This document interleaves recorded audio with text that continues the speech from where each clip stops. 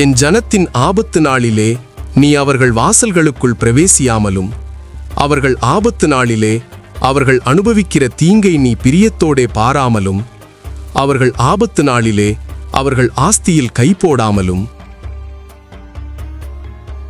அவர்களில் தப்பினவர்களை சங்கரிக்கும்படி வழிச்சந்திகளிலே நிற்காமலும் இக்கட்டு நாளில் அவர்களில் மீதியானவர்களை காட்டிக் கொடாமலும் இருக்க வேண்டியதாயிருந்தது.